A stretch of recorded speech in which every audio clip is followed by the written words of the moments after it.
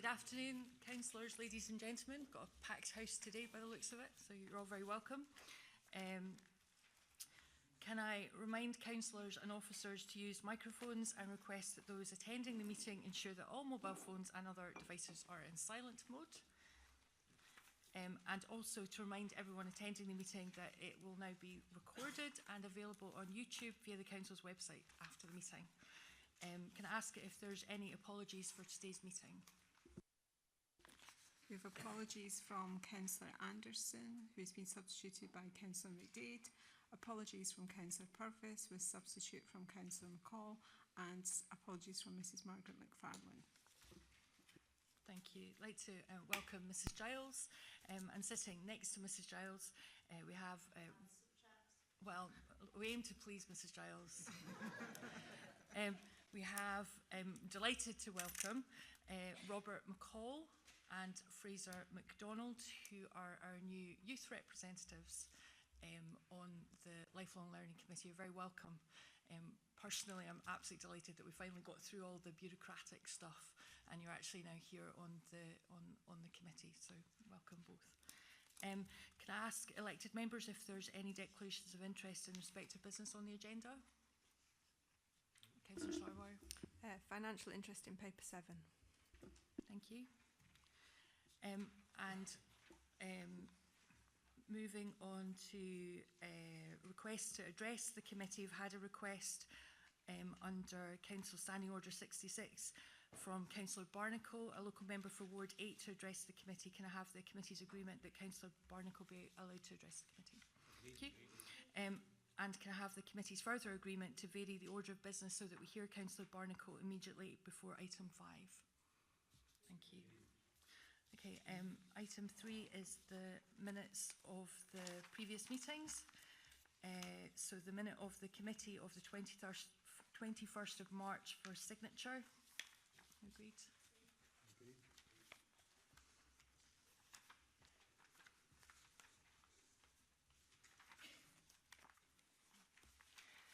Can we note the minute of the Joint Negotiating Committee for Teaching Staff of the 16th of January?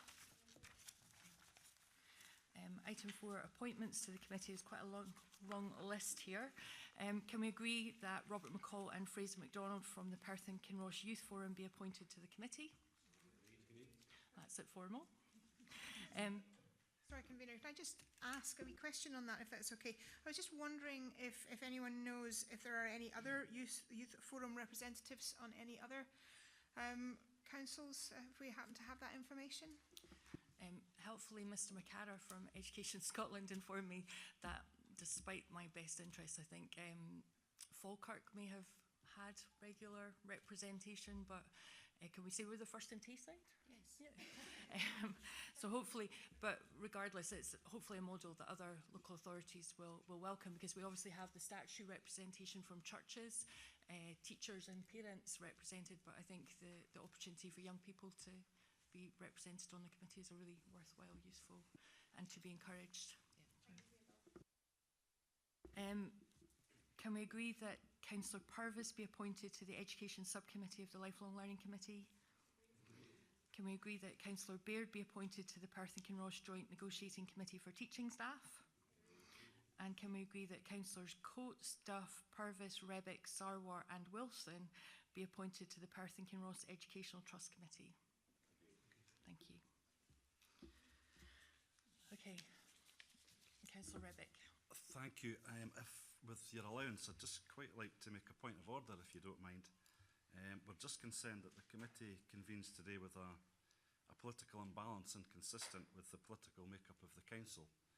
And if I can be so bold, we'd just like the committee to assure us that, given the disproportionate number of administration councillors relative to opposition councillors, that the committee is competent under the council's standing orders, and also just to give us reassurance that any decisions we make today will not be subject to future challenge on the basis of this inconsistency.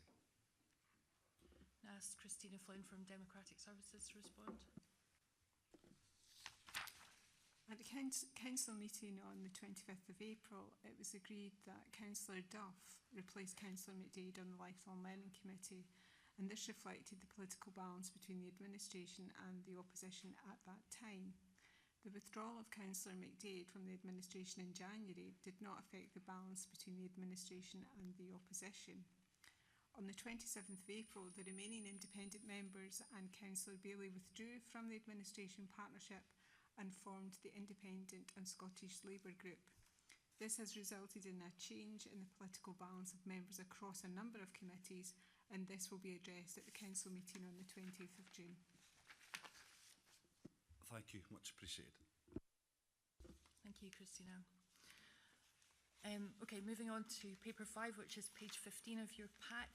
Before we start, I'm presuming as we go along that there'll be quite an array of council officers here, and as we've got some new members and Fraser and Robert as well, it'd be quite useful if when you speak, if you could just give us your name, because you haven't all got name tags, so that would be quite helpful, just so that everyone knows who everyone is. Good. To start off, we'd like to invite Councillor Barnacle as local member for Ward 8 to come forward to address the committee. Councillor Barnacle, you've a maximum of 5 minutes. Thank you.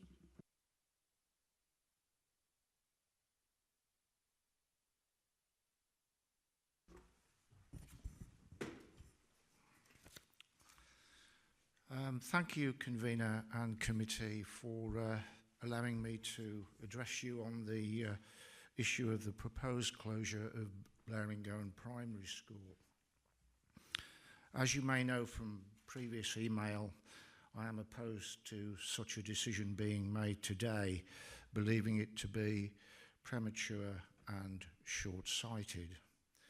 I hope you also saw the email from my constituents Carol and Fraser Barnes that my secretary forwarded, as they can't be here today.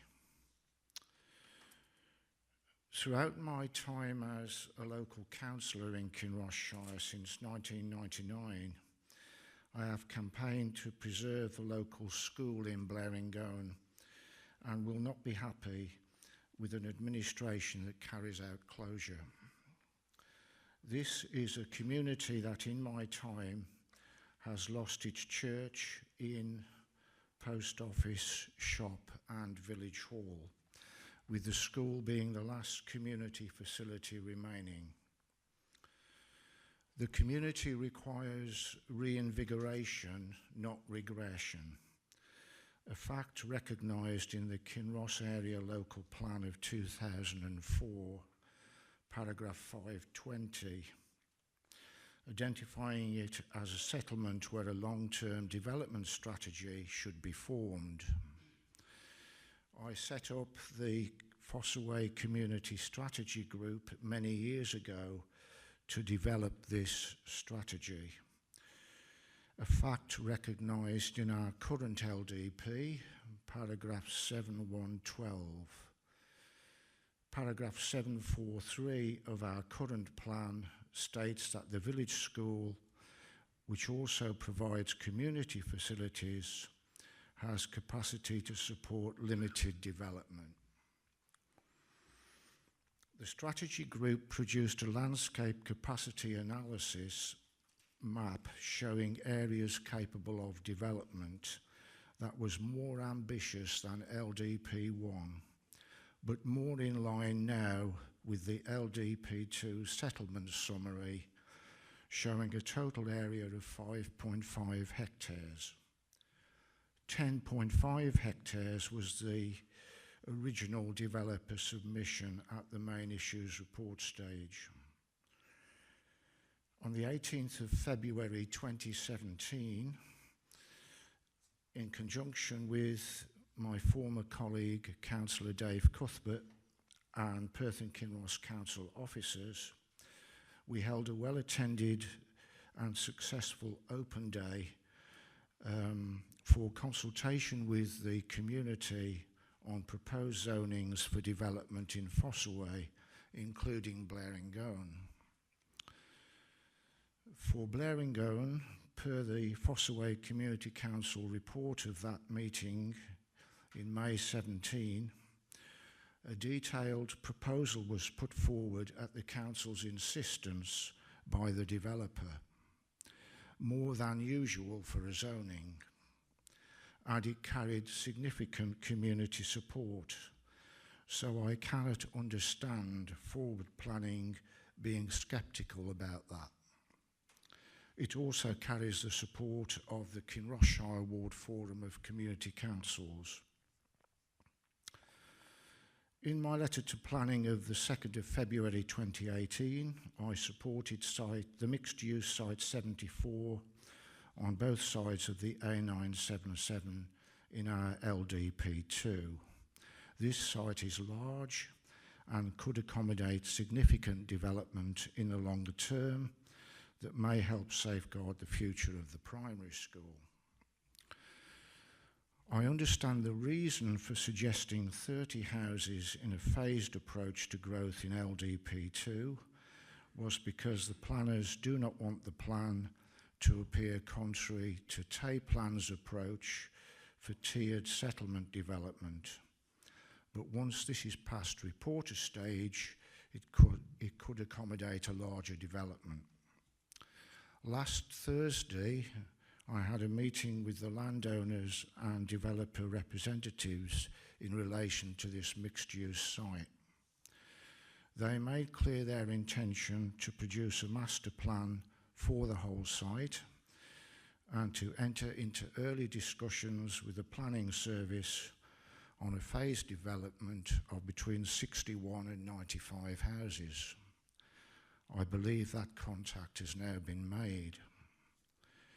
It is also important to realise that LDP2 includes proposals for housing at Power Mill, up to 73 homes, and Crook of Devon, 30 homes, of which 50% are to be affordable at local members' request.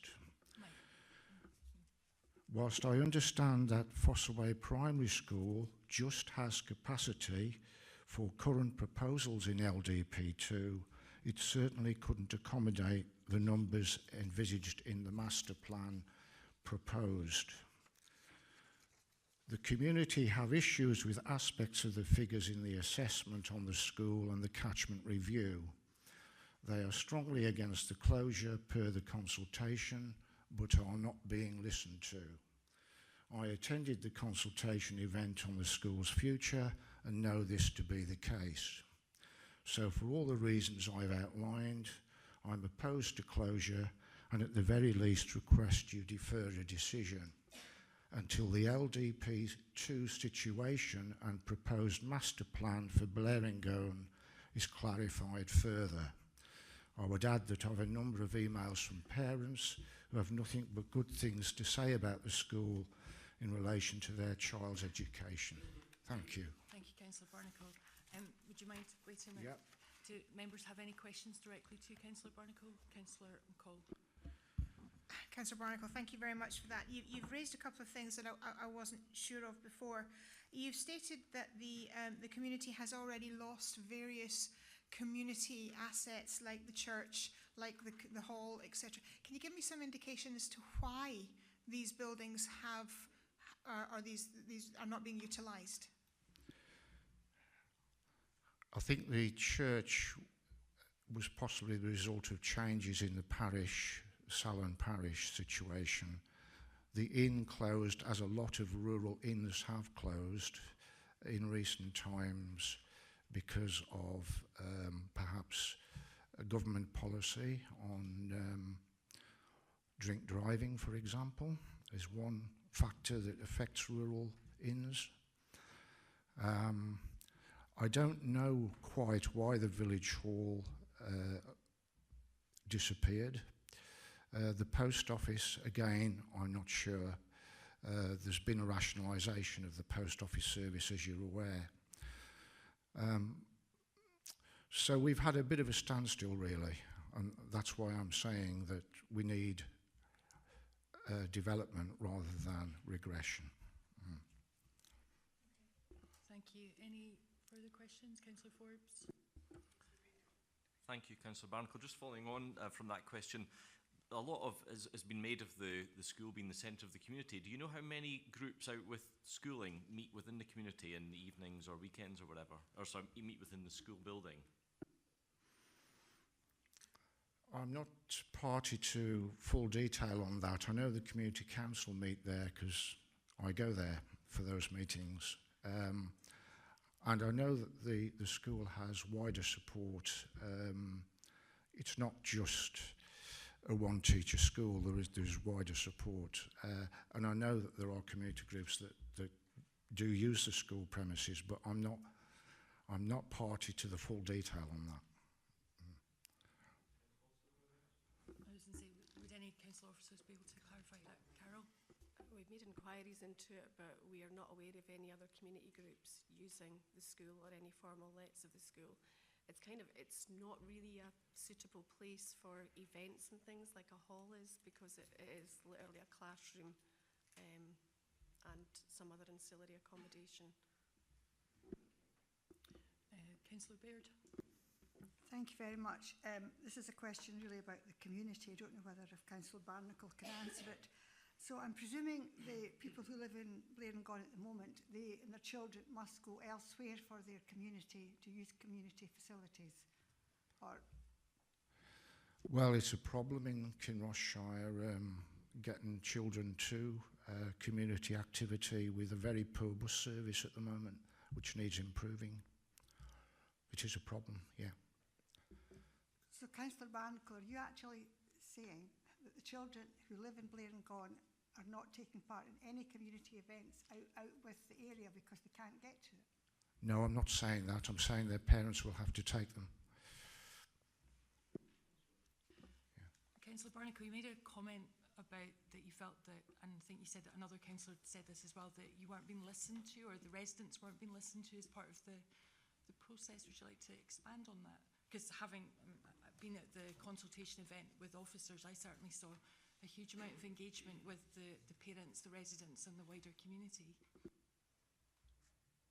Sorry, I didn't catch that question. In your presentation, you said that you and another councillor believed that you weren't being listened to, or the residents weren't being listened to as part of the consultation process. It was just to get some further clarification on what exactly you meant by that. Well, I think they made a pretty good case for keeping the school open. And also there have been challenges made to the data gathering exercise because it's not all, because Blairingone is right on the edge of the council authority area. A lot of people use other facilities that are in Clackmannan, and there's some doubt as to whether that gathering has taken place in relation to that. Yeah.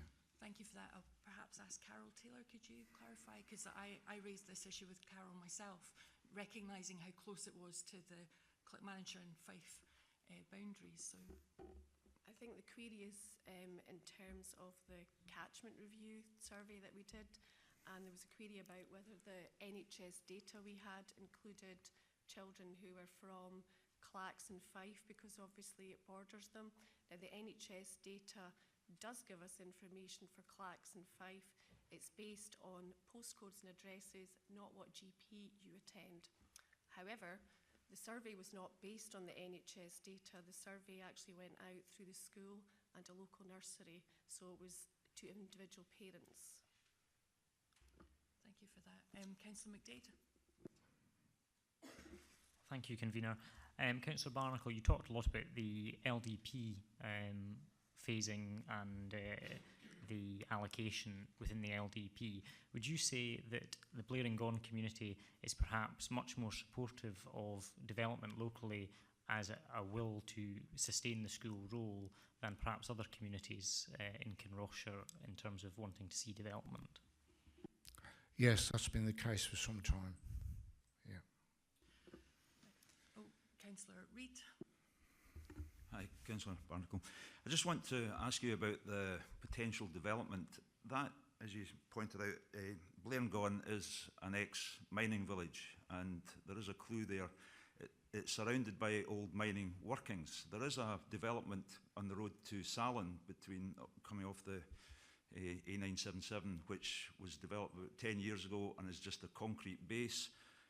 I understand that there would be a huge amount of work to make any housing development safe, and it probably would not be viable there. And can I ask you if this is a genuine developmental aspiration, or is it just a wee bit of pie in the sky? It's definitely not pie in the sky, and I can explain the issue around mining conditions.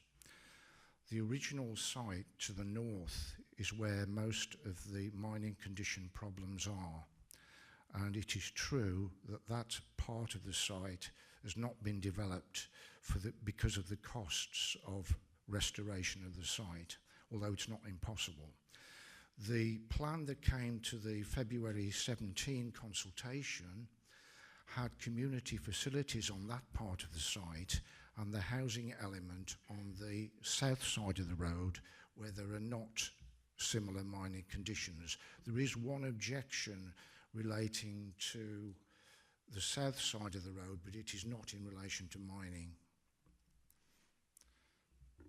Just a supplement, I mean, I'm well aware that Dollar itself is completely surrounded by mines. That's been a major issue with building houses in Dollar. It's not just, I would be surprised if it was just a local thing. Mining in Fife and Clackmannanshire was a main industry for many, many years. And again, maybe there is a hint in the clue, this is an ex-mining village. That's absolutely correct. Some houses have, however, been built on the periphery of the zone site in recent times. I can guarantee to you that the ground conditions to the south of that road do not contain mining issues. Thank you. Councillor Wilson. Thanks, Convener. Good afternoon, Councillor Barnacle. I want to go through the report in sequential terms, if I may. So I'm on page 17, first of all, at the option, but if you could have the report by you, that would be helpful. Looking at the options appraisal, the last line of para 2.2 indicates that in March this year the school had 5 pupils. Do you accept that's factually correct? That is correct. Okay. And the paragraph immediately following, in relation to the remarks you made about house building and projecting ahead to LDP2, our planning staff have advised that if the proposals within LDP2 for Blairingone are adopted and details an optimistic scenario for house building and the potential impact on pupil numbers of this scenario in terms of pupils from house building, a factor of 0.27 children per house is used by ECS in forward planning. Therefore, there could be 2 to 3 additional pupils at the school by 2024. Do you accept that's a reasonable scenario? I accept the figures. The point I'm looking at is the combination of Fossaway and Blairingone schools together in relation to the proposals in the LDP2 for Fossaway as a whole. You cannot just look at Blairingone in isolation or Fossaway Primary School in isolation. You have to look at them together. Okay, understand that. Para 2.4, the Scottish Government's definition of rural schools would classify Blairingone as accessible rural. Do you accept accessible rural as a description? Yes. I'm over the page now on page 18, and that outlines in summary form the 4 options. And when it refers to option 3, it says educational benefits to Blairingone Primary School pupils moving to Fossaway Primary include peer support and learning groups across stages and between classes and early years provision with seamless transition to primary 1. What are your comments on that perceived benefit that our professional advisors have written in this report? I agree with it. Okay. And do you accept that having a school of only 4 pupils has these consequent disadvantages, that there isn't peer support learning groups across all stages and between classes in early years, and inevitably any transition between early years and primary one will not be seamless. That's not the impression I'm getting from the email content from parents of children at the school. But I think the position I'm trying to advocate is that the object of the exercise should be to improve the school situation and bring it up to a 2-teacher school, which has always been my aim. And how would you achieve that? Through the development I've outlined. Right. So that's through housing development? Absolutely. Okay. So let's go back to that then. If the current number of pupils remains at 5, and given the information we've had, which you've accepted from, the figures you've accepted from forward planning, of with an addition of approximately 30 houses over a period until 2024, the roll might go up to 6 or 7. No, because planning are ignoring the wider development aspirations of both the community and proposals that are currently about to be discussed. Okay. Do you consider that a school roll of somewhere between 5 and 7 is sustainable? No, it needs more. I want to go on now to... Yes, I've several more. Yep. I think just, well, I'll be... I'm going to page 32 now, in Appendix 6. The detailed planning applications that have already been, and it's at the very end of the report, so it's easy to find. Can you tell us within the number of consents that have been in the Blairingone area, the number of houses that actually have been built? I don't know where that is in the report. It's at the very last page, Appendix 6. 81.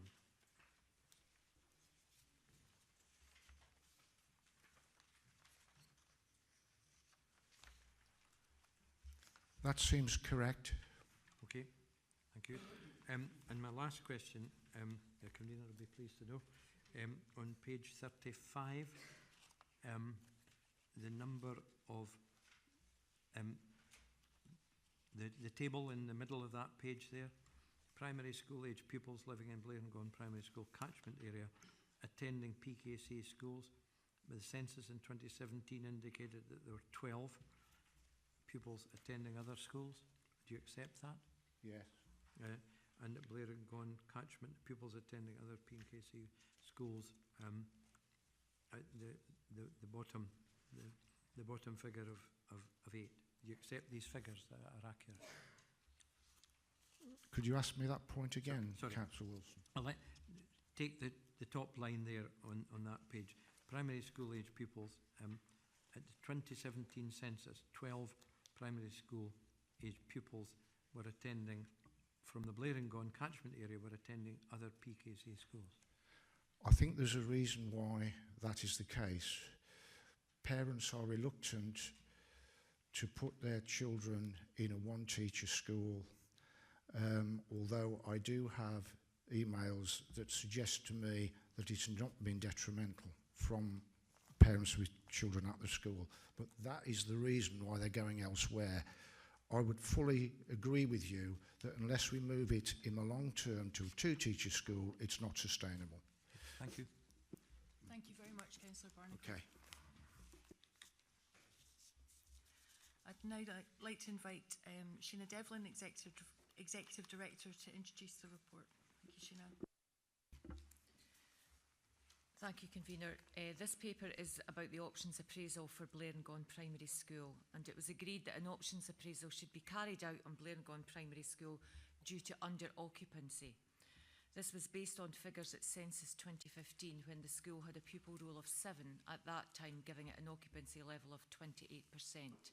The current school roll is 5, and there are no registered children for Primary 1 in August 2018. Therefore, the projected roll for August 2018 is 4, based on the current roll. gives it an occupancy level of 16%. It's important to note that the role of Blairingone Primary has actually been in decline since the late 1990s. There are 17 pupils currently living in the catchment area. 12 of them attend alternative schools in Fossaway and Dollar. The report states that it is not anticipated that Blairingone Primary School will have a sustainable role in the foreseeable years. It is also important to note that in terms of the new local development plan, which is due to be adopted next year, potential house building will not create a sustainable role in the longer term either. Just because houses are given, there's permission for building, there's a series of ifs that need to take place. One of those is that the actual building goes ahead. The second is that families move into those houses, that those families have children of school age, and those families who move into those houses with children of school age may or may not then choose to send their children to a local school for a range of reasons. One of the options that was considered was a possible extension of the catchment area up to Pow Mill, which is in the Fossaway Primary School catchment area currently. A survey was, as Carol has already mentioned, undertaken with parents and carers who live in this area to see if they would send their children to Blairingone if the catchment was changed. The response was that almost all of them said that they would not. The recommendations of the options appraisal is to consider closing Blairingone Primary School and for the pupils to attend Fossaway Primary. The projections that have been undertaken by the team and of officers involved in this is that the capacity at Fossaway Primary is sufficient to cope with the children who may move from Blairingone and those children who may materialise from any other building that is planned in the area as well. Committee is asked to approve that a statutory consultation exercise takes place on the proposal to close Blairingone Primary School, with the existing Blairingone Primary School catchment area being subsumed into the Fossaway Primary School catchment area. If a statutory consultation was to go ahead following any decision today, then it would commence in August 18. Thank you for that, Sheena. Can I ask if there's any questions on the report to officers?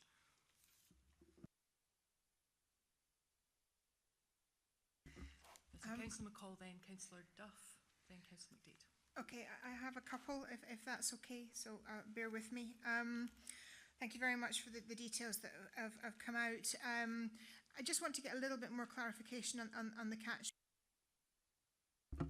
Sorry, I went off. On the catchment review and also regarding the future of the building.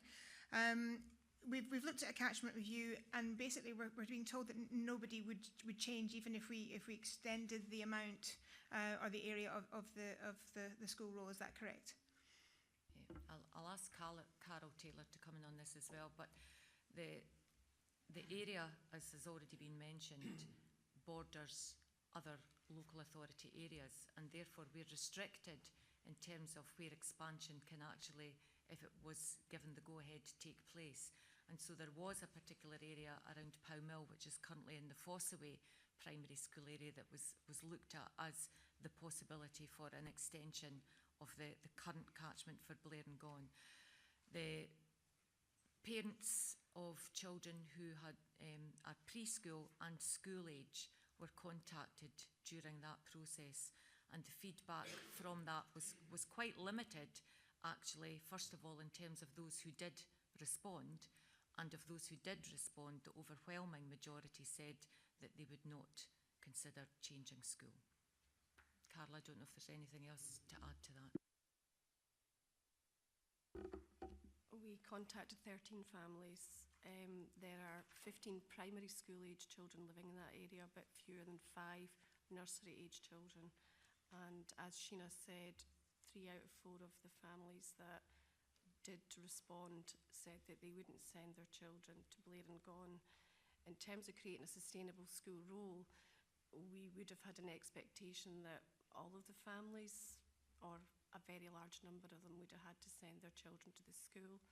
Our experience is that children who have, or parents who have primary school children, especially if they're in primary 5, 6 and 7, would not want to send them to another school. So basically, we would have needed almost all of the parents to have responded to us that they would send the children to the school to make an impact on the pupil numbers at Blairingone.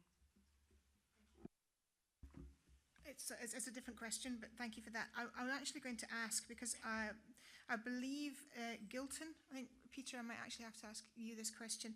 I believe there was a similar situation in Gilton going back, where G.S. Brown built some houses. I think I'm going back a little bit here. And I was just wondering, or maybe you could say, one, if the houses went, if I could have an idea of how many houses that was and how many children in that development actually attended the local school. I can pick up part of that, just because recently I was in Gilton and speaking to the head teacher and asked that very question. And from the number of houses which Peter may be able to confirm, I don't know, but of all of those houses that were built there were no people who moved into the houses who had children of school age who then sent their children to the school. Okay, can I just supplement, if we're going to ask on the houses, can I have an indication of what kind of houses that were built, just in case, you know, we're all looking at one-bedroom bungalows, you know, it just, if you can, Peter.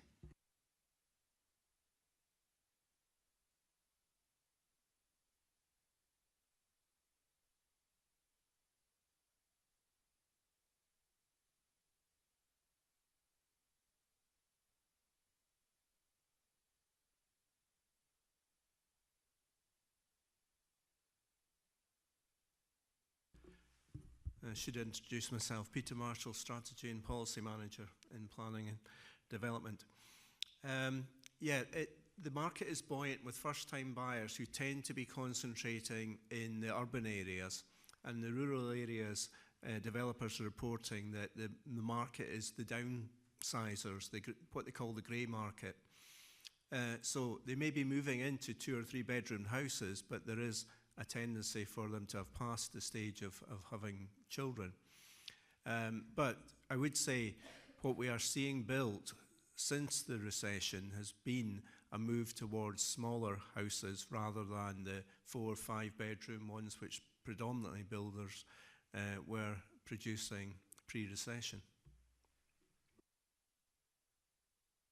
Thank you. And I have one final question. It's just on how we work out the 0.27 children per house. I know that seems a bit bizarre, but can somebody give me some indication as to how we come up with that, please? Peter or Carol? Carol? It was done by our statistics people. Basically, they just look at housing developments and what's been built over a period of time and how many pupils came from it. So our team have done it. So we did it most recently 2 years ago, and then I think we did it 2 years before that. So it's basically based on actual build out and how many pupils we get from the houses that get built. Okay, so it's based on fact over the course of a period of time. Do we know roughly how long we looked at that over? We've been looking at it over 10 years. 10 years. Yeah. So it's actual fact based on 10 years. Yes, however, it is projections. Absolutely. No, I do understand that. Thank you. Councillor Duff. Thank you, Convener. Questions in 2 areas, I might ask them. I understand from the report that there are some pupils with additional needs at Blairingone Primary School. Can I just ask if that support, if the proposal went through to close the school, that the additional support that they have would follow them to Fossaway?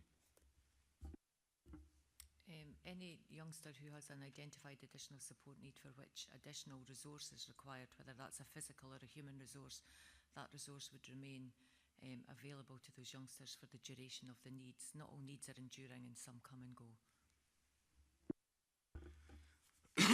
And the second question is, there have been some comment in the report about the travel distances for pupils at Blairingone if they are required to attend Fossaway Primary School up to a maximum of 6.4 miles. I know from experience as a school contract driver myself that this isn't necessarily excessive. I take a number of pupils in Highland Perthshire up to 11 miles from their home to the school. I just want the confirmation that that would be correct impression. We had that information for the public transport unit, so what we've done is actually worked it out in minutes rather than just in the distance. So the furthest pupil would have to travel to 27 minutes, and that would involve getting a taxi down to Blairingone to pick up a bus that would go via Powellmill to Fossaway. So that is the furthest, 27 minutes there and 27 minutes back. And obviously they're already travelling to Blairingone, so it's not an additional 27 minutes. And just to follow up on that, my comment was that elsewhere in Perth Kinross Council, there are a lot of pupils travelling distances greater than that. This isn't an excessive distance to travel. No, it's not. Our public transport unit tried to limit travel to 1 hour each way, but there are certainly pupils in Perth Kinross who travel at least 40 to 50 minutes each day. Councillor McDade. Thank you, Convener. Coming back to the point about the development, so it's probably perhaps applicable for Mr. Marshall again. So we use the 0.27 because that's the average that we've worked out statistically. So we can't assess any individual developments, obviously, as to how they will be filled. If we were to extend the catchment boundary to include Powellmill, that would take in additional developments that are proposed in the LDP. So Powellmill has a proposed development of up to 73 houses. So that's an additional almost 20 pupils that may then come into the catchment, in addition to the 30 that's definitely zoned in Blairingone, which creates about another 8, but the developer has aspirations for up to 95, so that's another 25 pupils. So we're then at if we took in Powellmill, we're then at potentially a two-teacher school and quite a reasonable school roll, assuming that the majority of those pupils went to the school. So that, if we extend the catchment and the development comes through, even part of the development comes through, that's quite a sizable new school catchment. Can I just say, Councillor McDade, in relation to some of that, that that would make the assumption that anybody who, if the houses were built first of all, and if families moved into those houses, that would then make the assumption that people would be choosing to send their children to there, and that is in fact currently not the case. Most of the people who live with school-aged children in the catchment areas, and indeed in that area, would not be choosing to go to Blairingone. So that there's quite a few ifs involved in that. And in terms of the numbers and the potential build-out rate, I know that Peter's got other information that's probably appropriate here. Thank you. There isn't really a correlation between the number of planning consents that are out there, or the ability to get planning consent in a zone site, and what's actually getting built. That's determined by the market. And the sites in Blairingone, the majority of them, have been in local development plans for a number of years, some of them going back to as early as 94 local plan. But the market is very weak in that part of Kinrossshire. And if I can just quote some figures here, between 2008 and 2017, in the Blairingone catchment area, there were 9 houses completed. During that period, though, 4 of these were actually in 2008, before the recession really hit the building industry. So, in total, 5 since 2008. During that time, the minimum number of planning consents, detailed planning consents, in any one year was 9. It's gone up, in fact, between 2015 and 2018, it's gone between 18 and 25 detailed planning consents in that area. Yet in that same period, only 2 houses have been built. As already said, the site in Blairingone had been identified as far back as the mid-1990s. But it is the market that has not seen fit to develop it, albeit I do accept there are ground condition problems which made development more expensive on the north part of the site. I should say the south part, which is now included, was the site of an open cast coal mine, so has different issues than the underground mining problems. So it's just that there's not this correlation between what is actually in theory could be built and what is actually happening. And if you take Kinrossshire as a total, out with Kinross and Milnathort, the average number of house completions is 13 for the period 2000 and the last 7 years, 2011 to 2017. So it is an area of weak demand. Supplementary, if I may, convener. Yeah, I absolutely accept those points, Peter. I think it's more to do with, you're talking about individual householders applying who have a whole host of other issues. This is a developer who seems very keen. Admittedly, this is coming forward now, but we're waiting on the new LDP being approved. And even if they only built the 30 that are in the zoned LDP plans, that would significantly potentially bring up the school roll. And to come back to the Executive Director's point about not all parents choose to send their children to the school, if the school roll was much more substantial, more of those parents would likely choose to send the children to the school, I would think. And similarly, if the school had an early years provision, that would also make it a much more attractive proposition for parents. So coming back to my point about Pow Mill, that development as well, that's up to 73.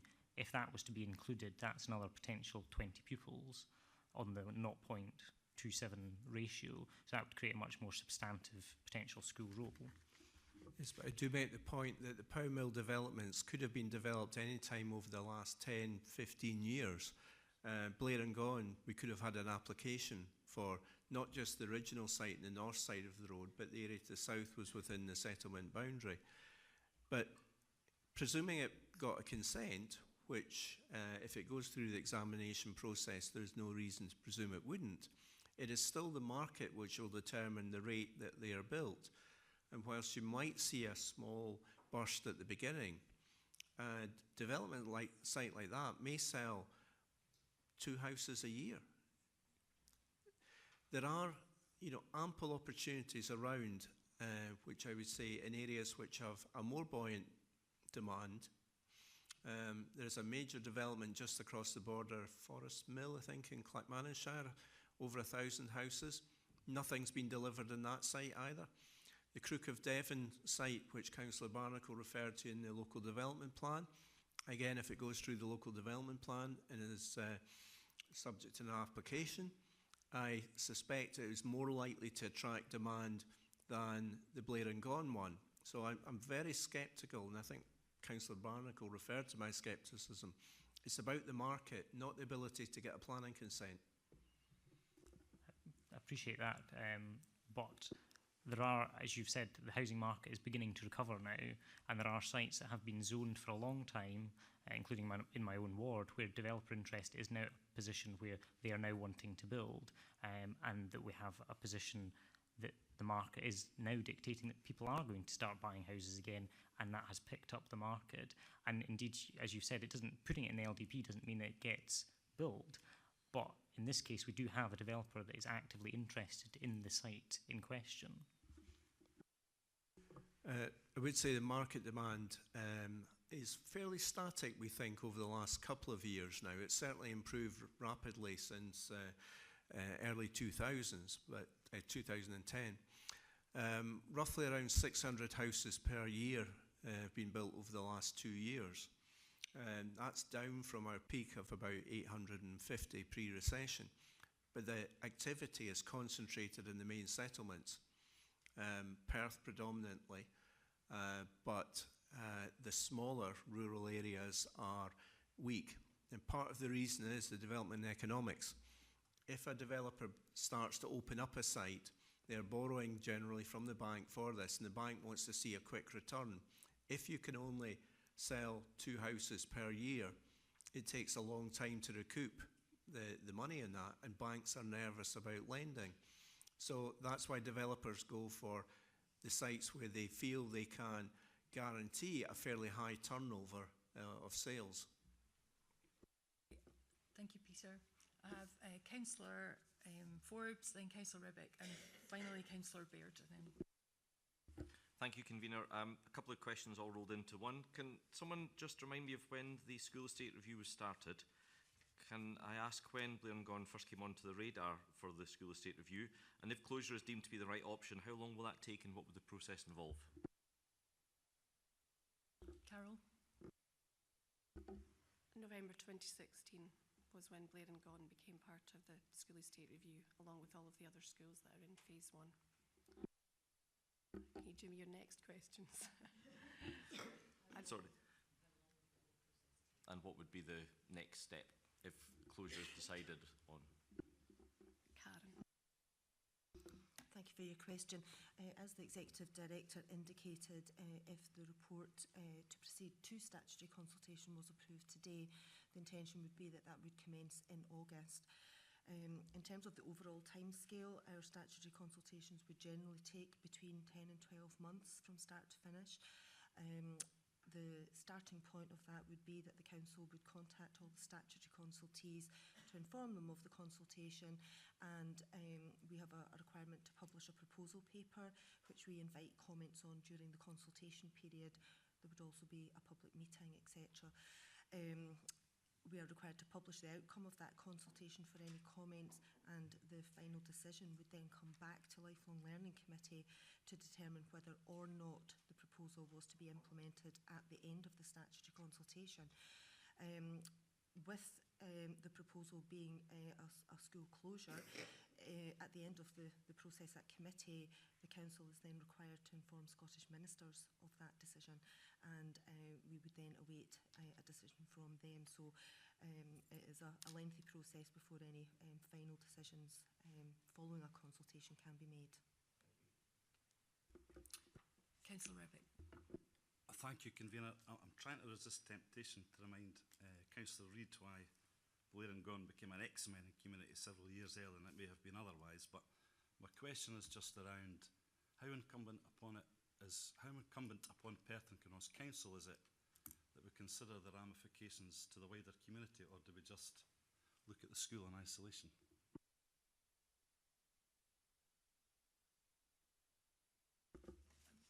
I was looking at officers, but yes, I think certainly in my experience of school closures, I think of places like Straloch and Strone of Cally, where it's been very important about what happened to that building, and if the community, if the school does close, we would be doing everything we could to make any transition for the pupils who ultimately, it's the children in that school that are our most important part of our deliberations. So we've been making sure that everything possible was done to support those young people and their families in the transition. And then for the wider community, there would be a building, if we declared that surplus to requirements, that might provide a new opportunity for that community to have the heart that so many people talk about. You know, they've lost their pub, they've lost their post office. This could be a facility that could galvanise the community and provide something new for them. But our ultimate priority would be making sure those young people transition into a new school, should we go down that route and need to find them a new school, that we transition them properly and make sure all their needs are met. Thank you. Councillor Baird. Thank you very much. We've spoken a lot about houses, but let's talk about what we actually kind of know just now. How many, or where do the children at this stage go for their preschool education, nursery provision, etc.? Do we know where the children in the area actually go?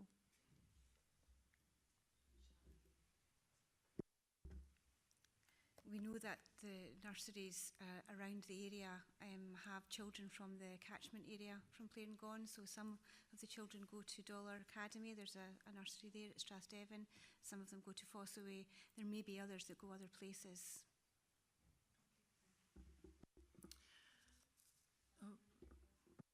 Final question. Thank you, Convener.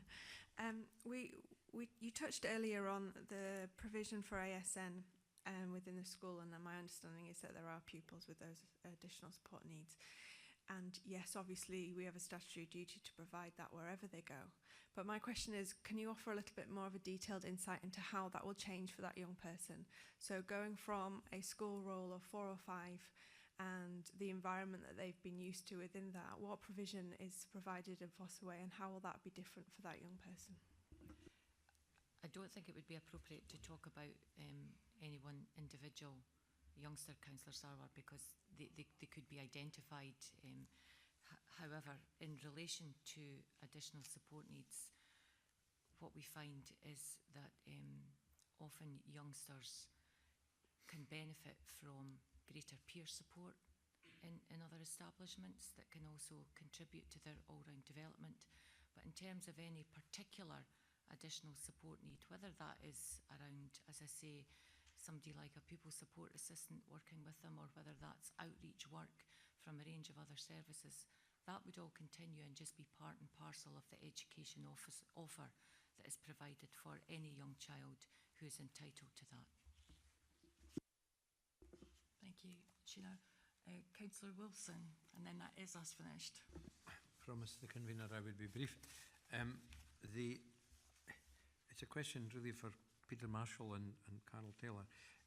Mike Barnacle made the case for retaining the school on the basis of house building and the number of pupils that might result from that.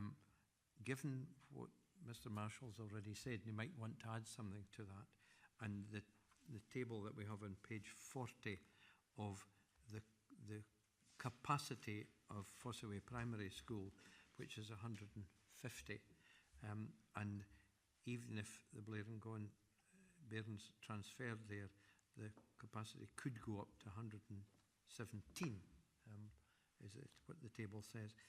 Given the evidence of previous house building and any projections that there are, do you think that Fossaway Primary School would have the capacity to take, and given that there's parental choice and not everybody would choose to come to Fossaway, that some people might go to schools out with Perth Kinross, that there's sufficient capacity, given the track record of development and even being optimistic about the future, there's sufficient capacity at Fossaway to take the likely number of children that would emanate from these developments.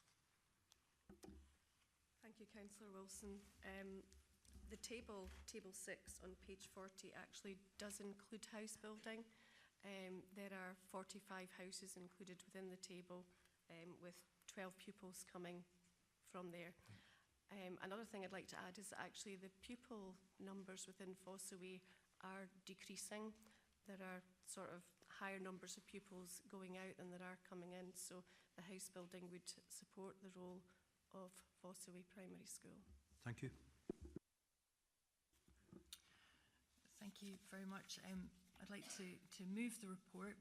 I think when there's only a couple of us in the room, I think, who were elected members back in 2016 when the previous SNP administration started us down the route of the School Estate Review, which we agreed to continue because we recognised that there were going to be situations like this that we needed to address for the educational benefit of the young people that are involved. Since becoming convener, I have been delighted to sit on appointment panels for quite a lot of new head teachers across the school, but it's also given me a good insight into the very different type of schools we've got around Perth and Kinross, with varying roles and different types of communities, some that are really growing to the point, as we'll see in later papers, where we've got schools that are, got real pressure on their class sizes, right through to smaller schools like this. But in the interest of the educational provision for the young people in this area, I really do think this is the route that we should be going down here. I'd like to particularly thank all the officers for your contributions, because we get presented with these massive papers. There's a lot of detail, but actually when you start teasing out some of the really important issues, it's very helpful. So I would like to move the paper, and that would then take us on to the next stage of what is still quite a lengthy process before any conclusion, and invite a seconder. Councillor Baird. Thank you, Convener. Yes, this is a decision today that has not been taken lightly, and as Convener said, some of us have been considering school closures for quite some time, and I was there when Strathloch and all these schools were spoken about several years ago, and rightly so, these children are now integrated into their new schools quite happily. I know that people have big emphasis on this building, but a school is just not about a building. It's what the children actually learn inside and outside a building. And it's not about only the formal learning and teaching, it's what the children can learn in the playground, playing games, being part of the wider school day.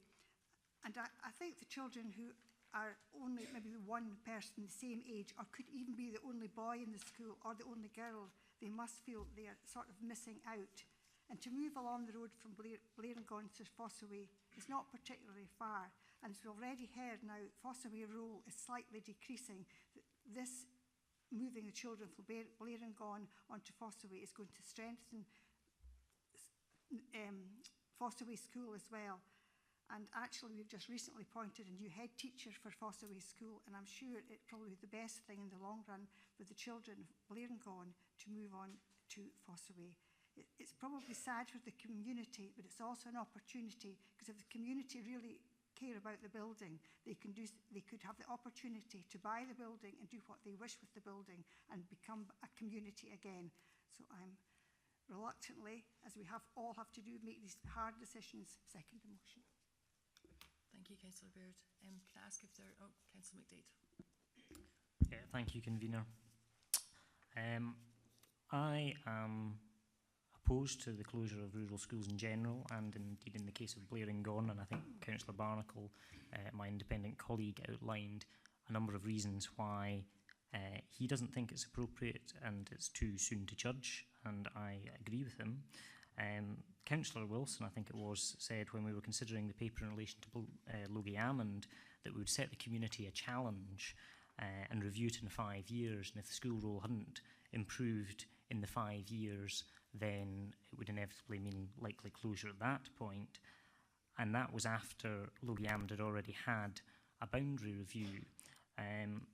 Blairingone, it seems, does not get the same parity, does not get the same opportunity to rise to the challenge, to raise its role, that we don't get the opportunity to see whether the proposed development does come forward.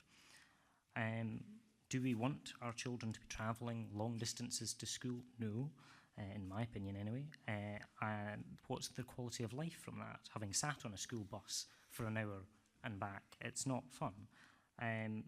Calvin, which has already been mentioned by fellow members around the table who may indeed have voted to close it, is an example of a community in my ward which has been decimated by the closure of its rural school, because it's not just about pupils, it is about the community around that and whether families then move into that area. So for that reason, I am moving an amendment to the paper to delete recommendations 4.1 and 4.2 of Report 18/155 and keep Blairingone Primary School open, recognising the strong developer interest in building a significant number of new houses within the catchment that would potentially increase the school role. Also recognising that a rural school is at the heart of its community and the detrimental effect that closure would have on the area. Further, request that the Executive Director of Education and Children's Services explore the possibility of establishing a nursery class within Blairingone Primary School to help sustain the future school role and support the delivery of 1140 hours childcare locally following the recent closure of a local private nursery, and asks the Executive Director to report back on the feasibility of this at a future Lifelong Learning Committee meeting.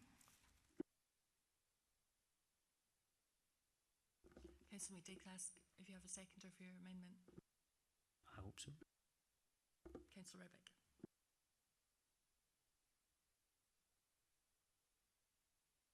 Possible. Thank you. I'll start again. Our philosophy in the SNP is to keep rural schools open wherever possible. It's not a clear-cut case for Blairingone with five pupils, and it is right to review schools with that role. However, I do believe on balance that it's extremely detrimental to the community to lose their school, which is the last civic building in the area. And if I can quote from the Rural Schools Act, just with your indulgence briefly, it does say local authorities and their partners should ensure that the importance of children and family centres is realised as much as possible in rural areas, including support for the development of rural schools as community hubs. And I think that's really important. Rural education is expensive, although in this case actually I think the savings are relatively modest, 85,000.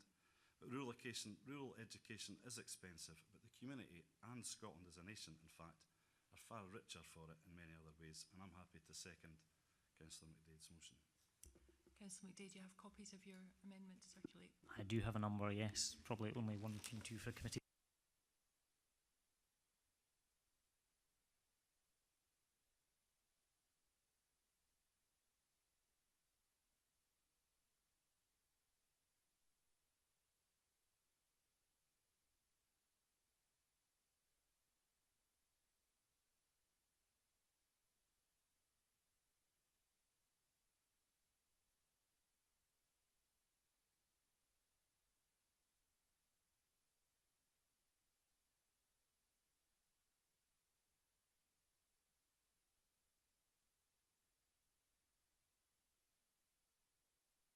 Give members an opportunity to read the amendment.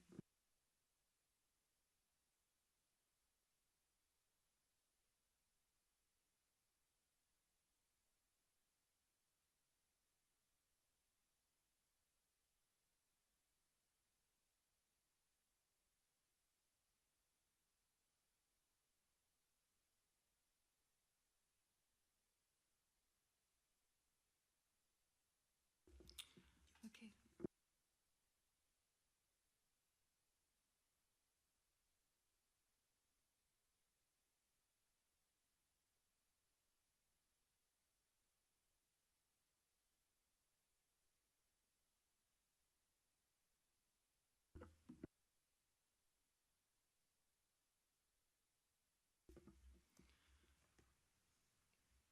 I can't remember what Councillor Wilson just said to me.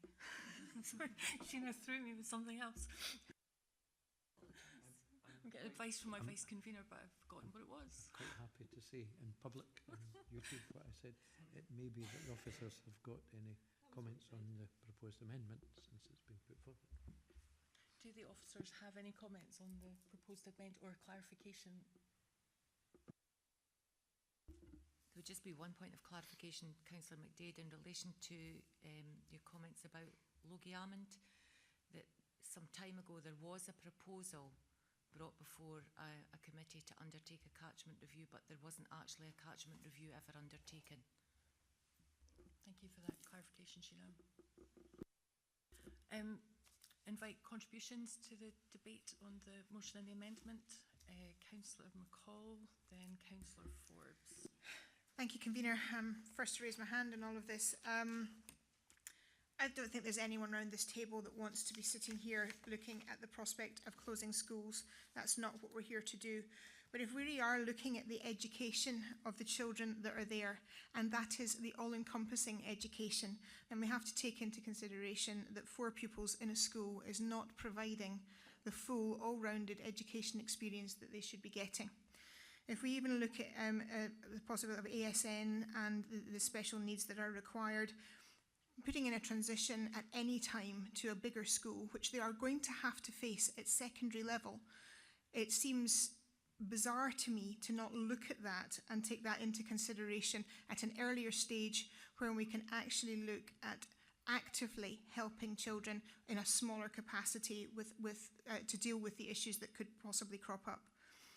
On top of that as well, we're looking at a situation where if we managed to build the 30 houses and they were built within the next 3 years and all sold, and if every single one of them had the 0.27 children per house that we've been talked about, and if they were all at primary school age, the role of the school would still be less than 50% of its capacity.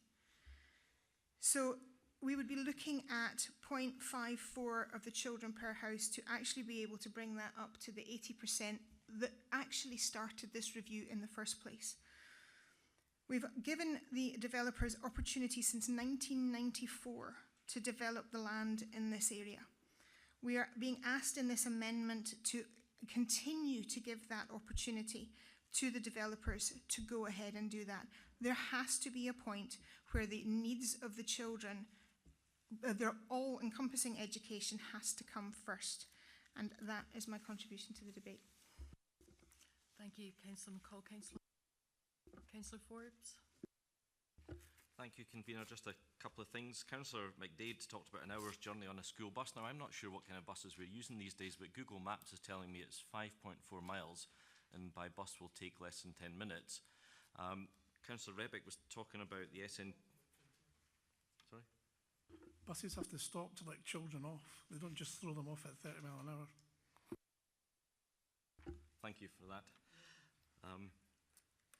Councillor Rebick talked about the SNP's policy of keeping rural schools open, but I think we heard earlier on today that in fact this was put on the agenda under their administration, so I'm questioning that as well.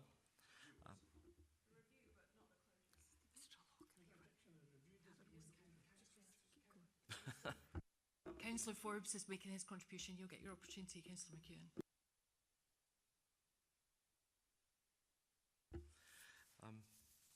And lots been talked about the use of the school and the building, what will happen to the building if indeed the school is closed. I think we heard from Councillor Barnacle, I'm not sure if he's still in the room, that I think he said there wasn't very much going on, or maybe it was one of the officers who said there wasn't very much going on in the school, so I'm not sure about that argument either. So, as someone has already said, no one comes to this building to close rural schools, no one comes to this building to close any school, but difficult decisions have to be made, and that's what we're here to do. Councillor McEwen. I'll make my comments without attacking anybody else in the council. I find this process very saddening. The option appraisals that we are presented with is a numbers game.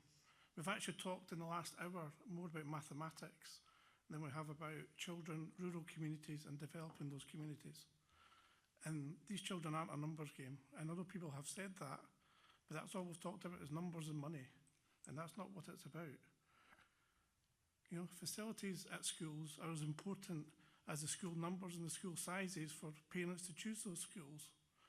So if those schools don't have before and after clubs, they don't have other clubs that are going on, then parents aren't going to choose their kids to go to those schools.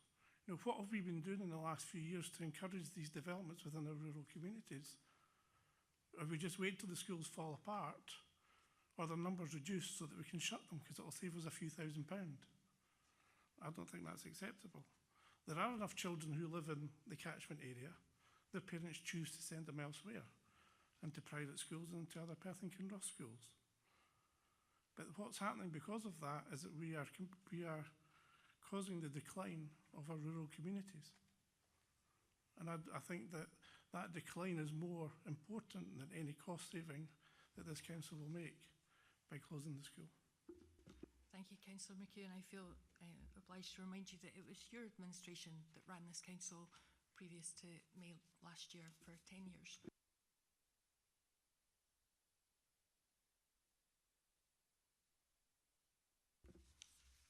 Thanks, Convener. Well, it's been an interesting discussion and an interesting debate.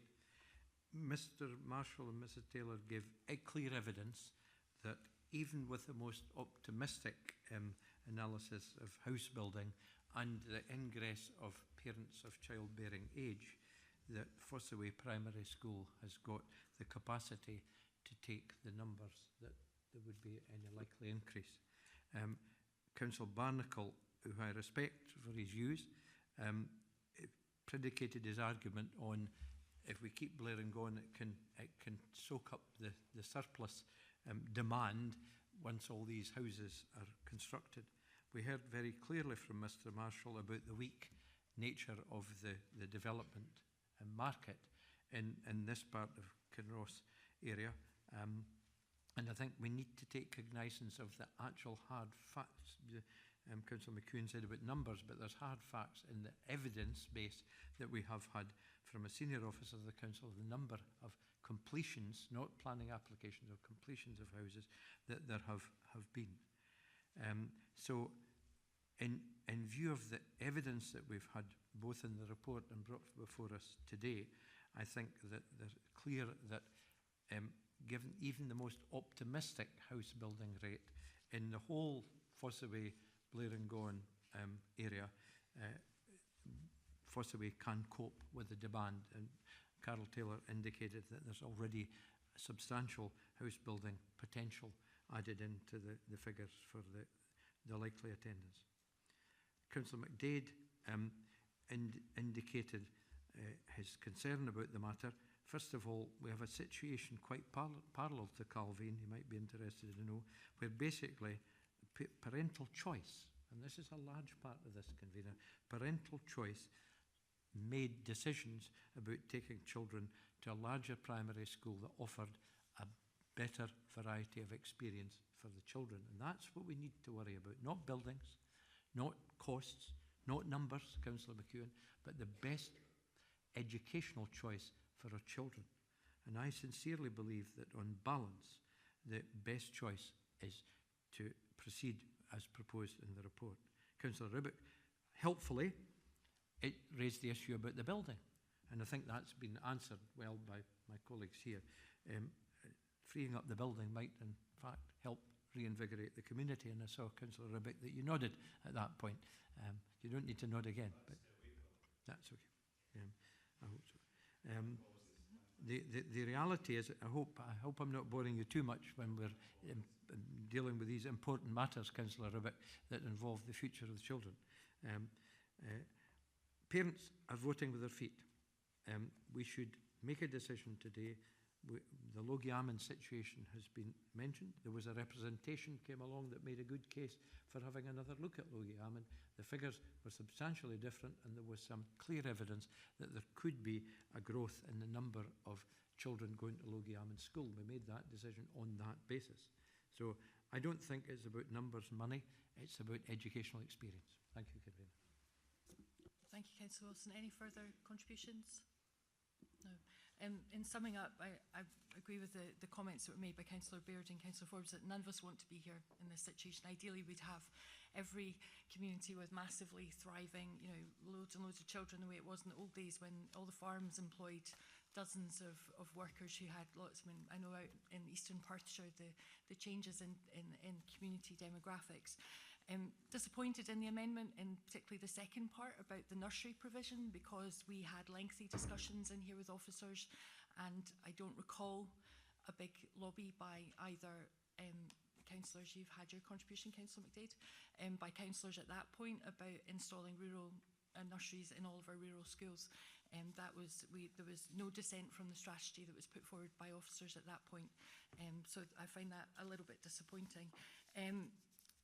Councillor Rebbit, you also talked about community, and a community is made up of many different people, and older people, younger people, children, and we're talking today about the young people of this community, and also Fossaway, which we heard from Carol Taylor, is a community with less families moving into the area as well. So the decision that has been recommended to us by officers will actually support Fossaway School too, which is very important because it's about that whole wider community.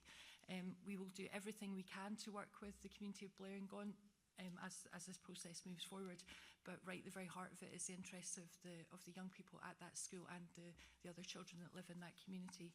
So I'm still very happy to move my motion and the report, and would ask that we move to a vote. Thank you.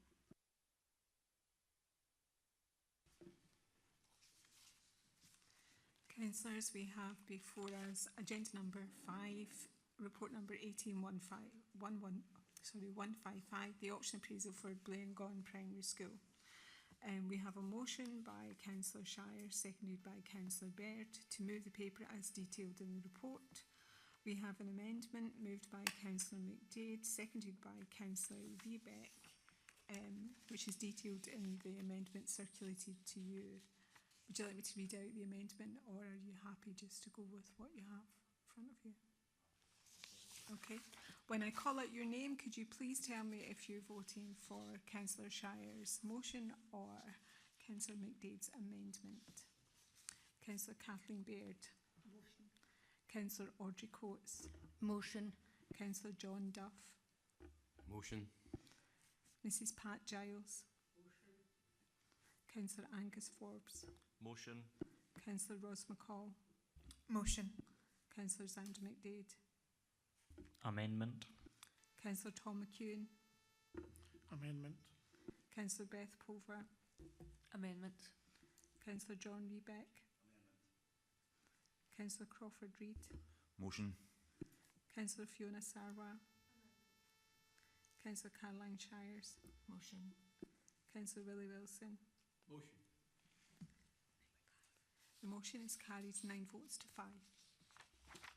Thank you very much. Can I propose that we have a 5-minute break before moving on to the other business? Thank you.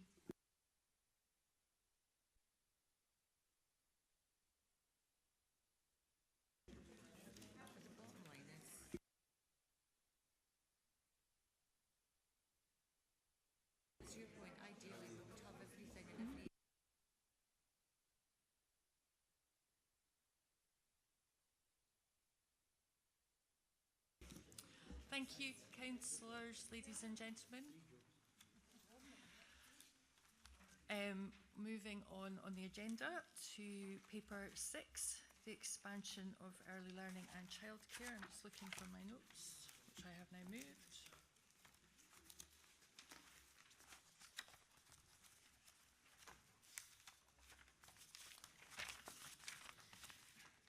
I'm going to ask Sheena Devlin to introduce the report. Thank you very much, Convener. This report provides a summary of a range of work that has been carried out by a range of officers since last committee report of 22nd September 2017 in respect of the planned delivery of 1140 hours of early learning and childcare by 2020. As recently as the 1st of May, the Scottish Government have confirmed the multi-year funding package for local authorities, and Appendix 1 provides the detail for Perth and Kinross Council.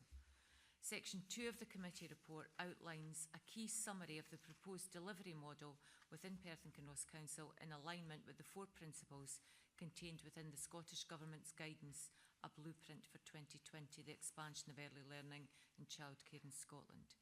Section 3 of the committee report provides detail of the 11 distinct early learning and childcare community groups which have been developed to take account of the varied geographical spread of localities across Perth and Kinross, and these are detailed in Appendix 2 of the report. There is also detail in respect of the communication and consultation plan, and also staff consultation in respect of this phased delivery of 1140 hours by 2020. I'm pleased to say that Perth and Kinross Council is ready to move to the next phases and is on track to meet the requirements to deliver the 1140 hours of early learning and childcare by 2020. Additionally, I would say that we are on track to deliver quality early learning and childcare during that time. Thank you, Sheena. I think all of us will know of the huge amount of work that's gone into this from officers right across the service, from finance and property, and the whole gamut of services. It's been a huge piece of work. Can I ask if there's any questions on the report for officers? Councillor McCall. I'm sorry. No, it shouldn't be too bad. We've had the agreement from the Scottish Government with the funding package that's been put in place. But there's obviously extra bits and pieces that we're going to have to look at. We're going to have to look at lunches. We're going to have to look at various bits and pieces. Do we have any indication that that's actually going to be covered in the package, or are we standing up for that ourselves? You specifically mentioned about lunches for children who will be staying for a full day, and there is money coming to the local authorities for that. Councillor Sarwar. Thank you, Convener. My question is on 2.7.3, the role of childminders in the expansion plan. It says parents will be able to choose from a range of options to access 1140 hours, and this will include childminders. And my question is just, how are we including that information as we I know it's a phased communication with parents, but just really making sure that they understand that that is part of the option. Thanks. Sharon Johnson. Thank you, Councillor Sarwar. We had some discussion about whether this paper was actually ready to take to committee today, because we are at the very, very beginning stages of the implementation plan, and as the Executive Director said, we only just received the confirmation of the funding package. But we're really very keen to start that next process of communications with our parents, and we have already started consultations with our partner providers and including our childminders. There are still, though, a number of real practical issues to sort out with our partner providers and our childminders in relation to the type of contract that we will be able to enter into, and that particularly relates to childminders. So there is still ongoing work with the Scottish Government to look at the requirements that childminders may need to be able to deliver in terms of their partnership with local authorities. And so therefore, we're talking to our families about whether they would use childminders, and we're putting in place some detail about how we could see a childminder providing either all or part of a funded provision. And we're also talking to our childminders about that, but all of that still has to be worked out. But the communication plan sets out the way in which we want to communicate with all of our families around all of these options, including childminders. Councillor Baird. Thank you. I'm being quite parochial. It's on Appendix 2, and it's maybe just the language. We talk about South Perth, and we've got the Perth City Schools, and Abernethy and Dunbarney are included in that, and I just don't think anybody particularly in Abernethy, would think they were South Perth. So it's probably the only one that's not, everyone else you can read and you would know what it was being called, but South Perth I wouldn't think was pertaining to us. So perhaps, I don't know what word you use, but I don't think that would accept. When we were putting together the communities, there was a lot of debate, and initially Dunbarney and Abernethy didn't sit in South Perth. But after a lot of discussion with a lot of people, it was decided that if we were putting them anywhere, then it was where did they fit, that families were more likely to be travelling into Perth City if they were coming this way than perhaps going to Kinross. So that was the thinking behind it. I think it's just the name of South Perth, if you could find another word. Find another word that, you know, incorporates the rural part of it as well. It's not the actual physical location, it's just the wording. The wording. We can certainly... And I think sometimes Abernethy and Dunbarney do feel they're slightly cut off from, they're never sure where they might be, not only in education, but in other ways they do feel like the lost wee souls out in the countryside. Got a little wee plug. We're more than happy in Perth South to welcome Abernethy and Dunbarney to the Perth South family, convener. Very magnanimous of you, Councillor Wilson. Councillor McDade. Thank you, convener. My question is on 2.1.1 in relation to the 4 principles contained in the Scottish Government Guidance, a blueprint for 2020, the expansion of early learning and childcare in Scotland. And it's on point 3 of the overarching guidance around accessibility. Capacity of ELC will be sufficient and will support families through being as conveniently geographically located across PKC as it is possible. For example, taking account of higher deprivation in rural communities, the needs of children who require additional support will be appropriately met. Now, I think absolutely that in Councillor Rebeck's ward in Perth North, which has a high level of deprivation, it will be well served by this plan, and I welcome that, and I welcome it in any areas of high deprivation. My concern is around our rural poor, who in my ward there is only going to be, I think, 6 provisions across several thousand square miles. And my concern is around the distances we're looking at young children, 3 and 4 year olds, having to travel and their parents having to travel where there is not a bus service in some cases, or a very poor bus service that might run 3 days a week in very limited hours. And it's about the accessibility of that. So what my question is around, what do we consider acceptable in terms of accessibility? What is acceptable for people to have to travel? Is it an hour each way, or what do we define as acceptable? Sharon. Thank you, Councillor McDade. In terms of what's acceptable, what we've tried really hard to do within this plan in the 11 geographic communities, names notwithstanding, is to try to look at what we know about what our parents currently do, and also what we can do to provide that very mixed model of different types of service provision for our families across the whole geographic area of Perth and Kinross. And within Highland, there are, as you say, mostly a presumption of nursery provision happening in nursery schools, and therefore we've used that knowledge to increase where we can that provision, and Pitlochry is a good example of that, where we've extended the nursery class to a 45-week provision. We are also looking to see in terms of what families tell us, but what we know from 2016 and what families told us from Highland area is that they're prepared to travel and that they use early learning and childcare in Perth City or in other places where they work or where family is. We intend to go back out again and talk to our families, as I was saying, in terms of our communication plan. And we also want to encourage childminders in the Highland area as well, because we don't have a huge amount of childminders within that area. But what we do have, and what we think we've put together in this plan, is a good mixed model of what the current provision is and what we think we need that's always dependent on what our families tell us they might need in the future. Certainly within Highland Perthshire, we definitely see that there is a potential for recruiting more childminders, and we've started that process already by engaging with childminders and seeking their support to come into partnership with us once we've got the national standard firmed up from the Scottish Government. I'll let you come back in, Councillor McDade. Thank you. And thank you, Sharon, for going through some of the more detailed parts of it earlier with me to save the committee from that joy. I think really my concern is, and I did raise this in September, about it will have to be mostly a local authority provision because of the various issues around Highland Ward. I also, as I've articulated before, we are not similar to other wards closer to Perth where people might commute in. Very few people commute into Perth for work. Most of the people in the ward work in the ward because of how far away it is and how geographically remote some of these communities we're talking about are, and a lot of it is rural poor in these places.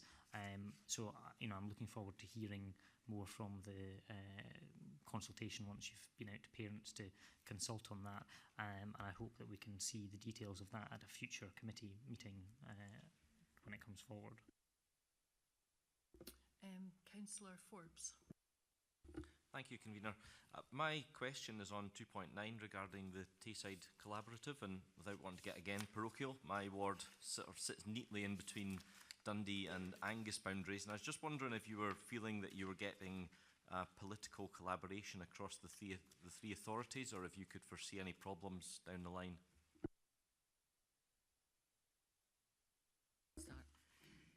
Are we getting political collaboration? Yes, we are. The leaders across the three areas and the conveners across the three areas are cited on the ambition in terms of the priority one work stream within the Tayside plan, and are all supportive of that. I'm also pleased that in terms of that particular work stream, it's Sharon Johnson who's leading on that across Tayside. So that I think that's also useful for us as well. Sharon, you might have something else to say. In terms of some of the detail about how this will benefit families who live across the borders around Tayside, including Dundee and Angus, we have at the moment different policy areas where we've got different ways of managing things like early and deferred entry, which actually can affect families who perhaps live in Perth and Kinross and then travel to Dundee and use nursery provision in Dundee or Angus. And so therefore this year what we're benefiting from in terms of that collaboration is aligning some of our policies so that we're very consistent in the way that we deliver that. We also know that there's quite a bit of cross-border pollination between Angus and Dundee and Perth and Kinross, so that we export, if you like, some nursery provision into Dundee, and we import a similar amount back in terms of where people live and work. And so therefore what that will mean for families is that where we're looking at admissions policies and early entry or deferred entry and charging policies, we're looking to align all of that so that families won't see the difference, and that would be a benefit, we feel. Councillor Pover. Thanks very much, Convener. Can I just ask Sharon, you talked about consultation with parents and other providers such as childminders, and I'm just wondering in what form of consultation what kind of consultation does that entail? We have pulled together, we feel it's really important that we communicate as fully as we can with all of our stakeholders, Councillor Pover, and we've pulled together a detailed communications plan which is available to all elected members to look at, and we've provided a briefing sheet for elected members so they know when the likely timescale for those communications will take place. We are bound by statutory duty to consult with all of our parents and our stakeholders about early learning and childcare every 2 years. So our last consultation in 2016 was an online survey of all parents. This year we intend to undertake that consultation again, but in addition to the online survey, we're looking to go and talk to focus groups of parents of children in nurseries, in playgroups, and with groups of health visitors. We're putting on road shows, the first of which will be in Pitlochry in a couple of weeks' time. So we're looking for as many ways as we can to engage with the public around this. We've engaged the services of corporate communications, and we're going to use social media to alert people to the fact that we're doing that. So that's for our parents and our parents-to-be.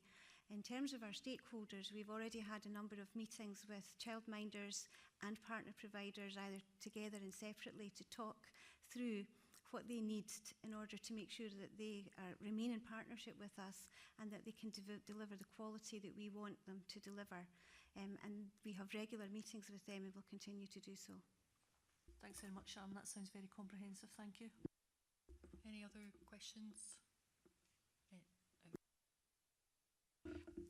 Thanks. I'm pleased to see the inclusion of the 50-week centre placements, but it's a wee bit lower, the numbers that I thought there might be. Is that because there's not been as much interest in that kind of uptake, and do you expect that that might increase as people understand it a bit better? Yes, thank you, Councillor Starbar. They are very low, and that's because the partner providers already provide that very flexible provision. So although we're in terms of our local authority only providing a small number of 50-week provisions, that is because we also have partner providers who already do that. In terms of what we know, and also what our parents told us in 2016, the 50-week provision has not been a popular option. And although we see it as a real way of providing very high quality experiences for children, particularly children in need, and therefore we are, as a local authority, making sure that all those areas of high need will have a local authority provision that provides 50-week cover in terms of early learning and childcare. What we know is that our parents have told us that that's not a high option for them at the moment, and the other authorities who do have that provision over the summer months don't have a high level of uptake for that. So all of the plans that we have in place, I suppose, are caveated by the levels of need. But we do anticipate that it takes time for parents and families to understand what 1140 hours might mean for them, and we do expect that behaviour over time will change and that people will actually access that provision as time goes on. Sorry, really tiny follow-up. So the service will be responsive to hopefully that need when people's work life might change over time. Yes, it will be responsive in terms of how we manage our staffing and our workforce. That has always been the case, but it will also be responsive to what our parents tell us every 2 years.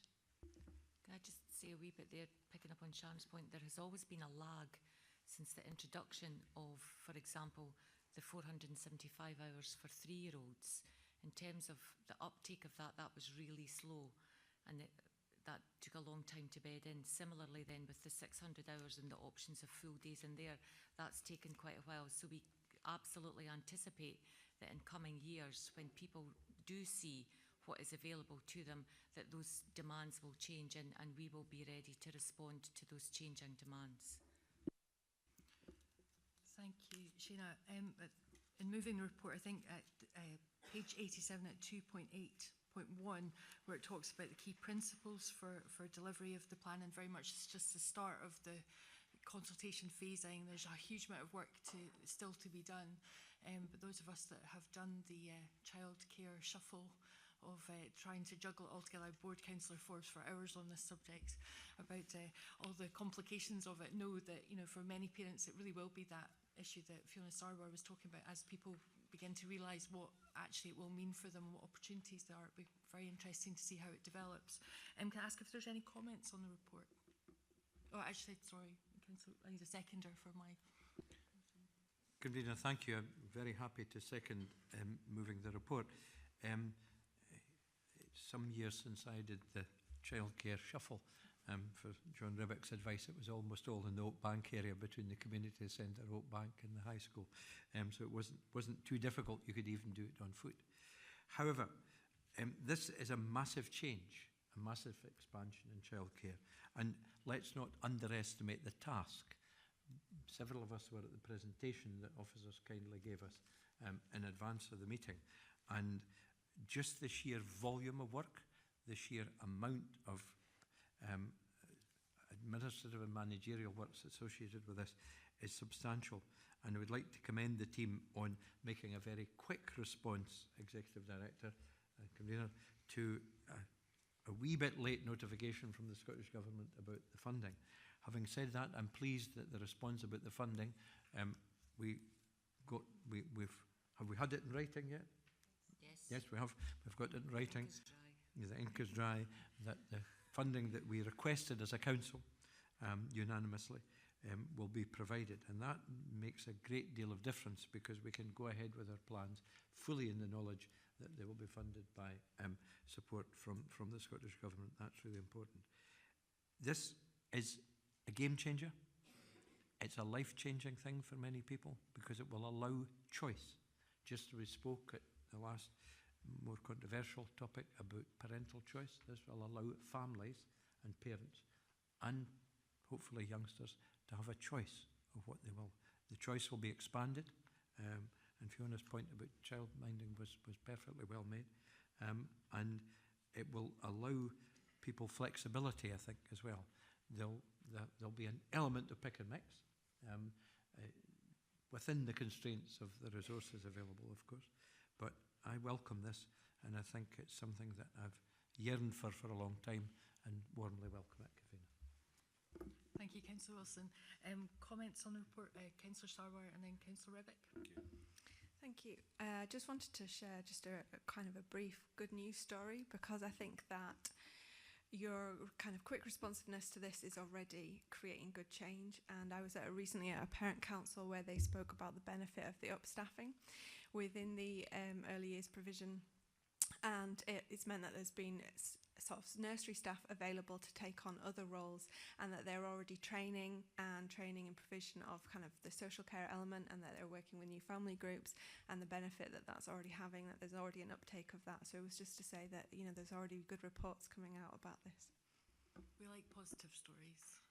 The officers really like positive stories. Councillor Rebick. Thank you, Convener.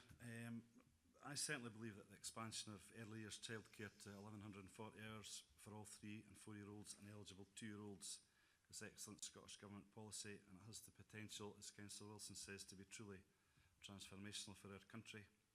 It will give all children an opportunity to have the best start in life, and I can't resist it, but it will help us to get it right for every child.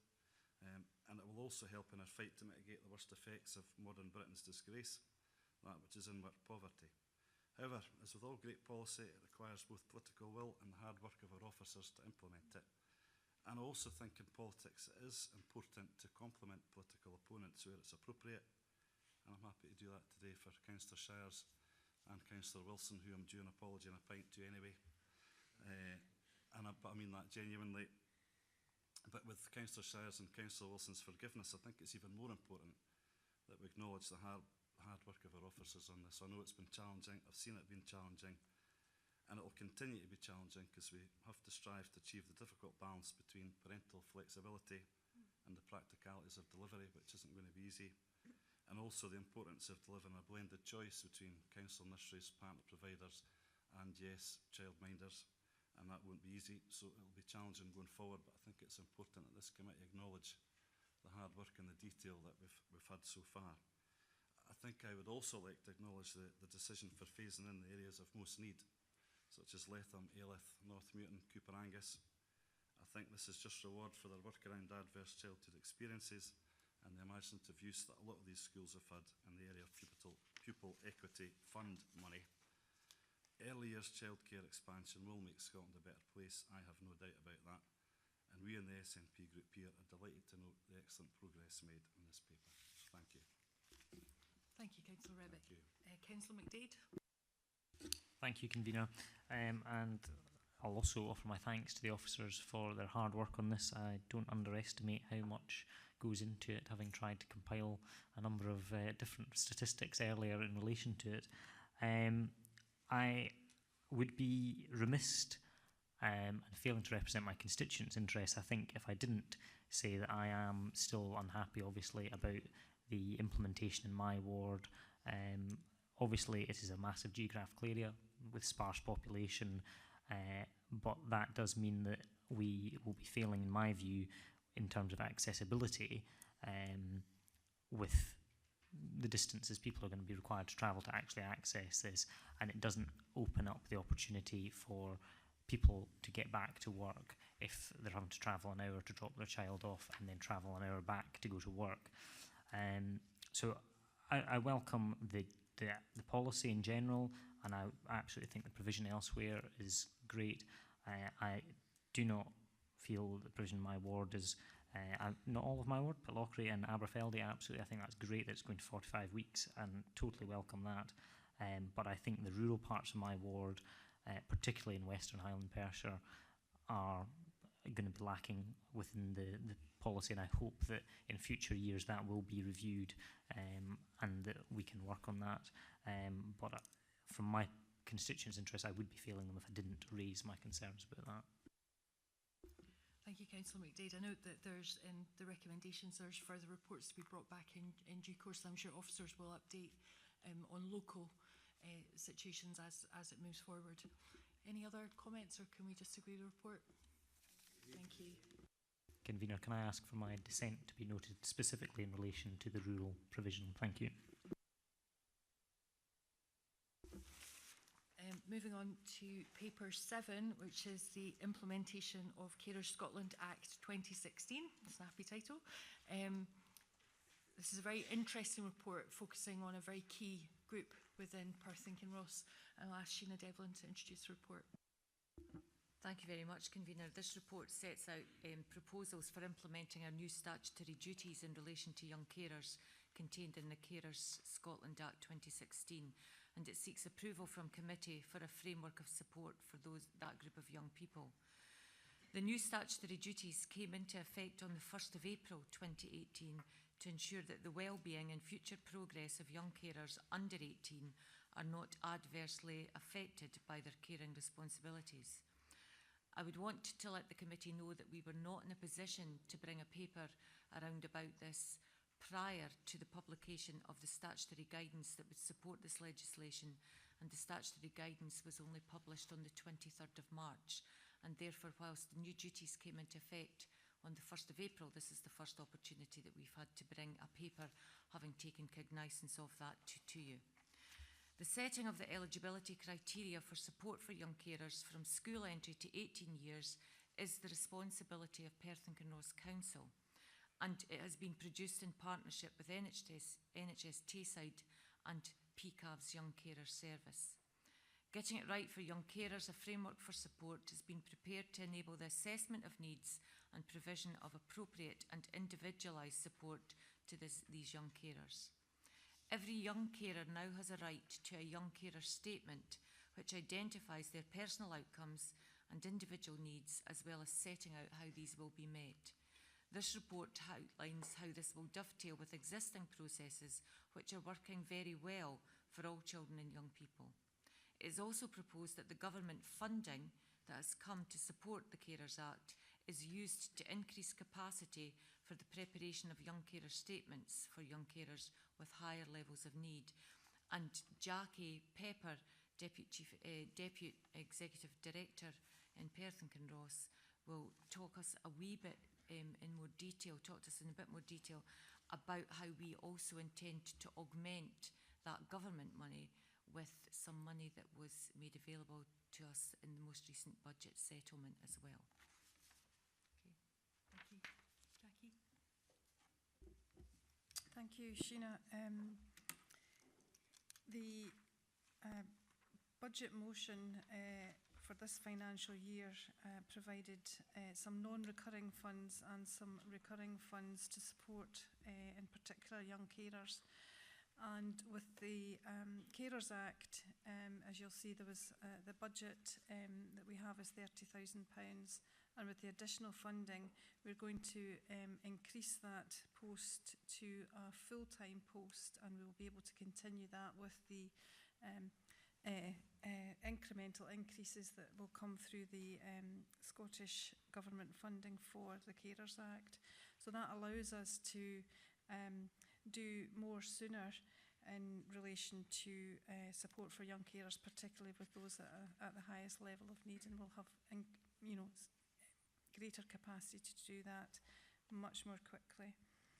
In addition, we are also in discussion with PCAV's Young Carers to provide additional grant funding in order that they can put in place arrangements to provide greater opportunities for young carers to access support of their choice within their own local communities and school communities, and to be able to fund that.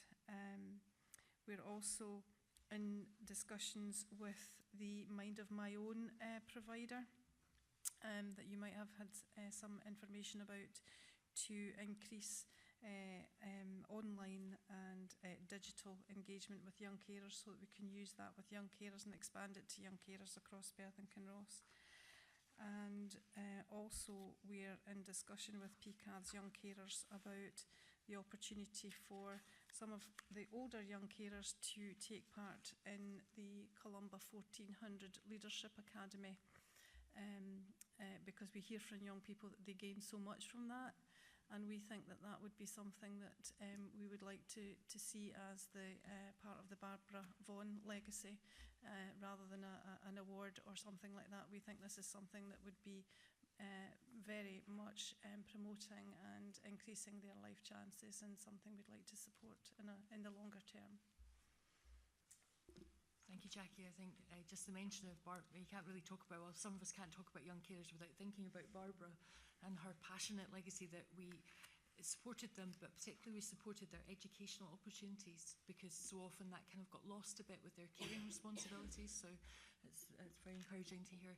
Can I ask if there's any questions for Officer, Councillor McDade and then Councillor Rebick. Can I just get in, and I have been remiss in not declaring an interest as a voting member of the IJB, so I'll just declare that now. Noted. Councillor Rebick then. Thank you. It's another great report. I do have one question around duplication of work, I guess. In terms of providing assessments for the statements, it mentions the choice of provider, and I know that PCAVs already do a lot of that stuff. Are we in danger of repeating work at all? I think that's a good question, but you'll see in the framework that we're allowing young carers to make a choice about who they approach to develop the young carer statement. I think the establishment of a new post within what's called the Child Health Team, but what it is the social work team for children with disabilities. It allows us actually to have a closer linkage with young carers who have siblings in their family with additional support needs. So there's quite a crossover there already, and with adult services where the adult and their parent in the family has caring needs as well. So we'll manage that as we go forward. I don't see it necessarily as duplication. I think it's about probably creating an expertise for those young people who have higher levels of need, and I think that's explained quite well in the framework, so that we can identify those young people and that we can get more coordination and by providing a lead professional role for the coordination of that support that PCAVs doesn't provide at this point in time. Thanks. Councillor Forbes. Thank you, Convener. I'm on paragraph 2.6 on page 101, and it's the identification of young carers. Now, I think I'm reading between the lines that we maybe see identification of carers as a bit of a challenge, and I think it says we've identified 256. How comfortable are you that that's accurate? I think over the last few years there's been quite a concerted effort to raise the profile of young carers, particularly via PCAV's Young Carer Service, working in partnership and collaboration with, in particular, primary schools and secondary schools. They have a high profile within schools. So there's been quite a lot of work to enable young people to identify themselves as young carers, because that's where it starts. There are also some young people who may have caring responsibilities who do wish to be identified as young carers, but they do have support needs, so we'll be continuing to support them even though they're not necessarily recognised as a young carer. What we're not clear about is where is the overlap between those young carers that are identified by schools and that that are recorded on our own systems, and those young people who are engaged in PCAV's Young Carer Service, because we're unable to share the information around that because of data protection issues. So as we move forward with this framework and the strategy, we're trying to get that closer and managed better, and we'll take account of new legislation, as you know, the GDPR and consent issues, and we'll work our way through it, but we're not in a position to share the data and the details of those individuals at this point in time. So it could be a big overlap, which I suspect it probably is. So at this stage it's unclear. Any other questions now? Oh, go. Hi, I'm afraid I do actually have a problem with this. You see, we shouldn't be supporting young carers. There shouldn't be young carers. We should be supporting people the carers are forced to support.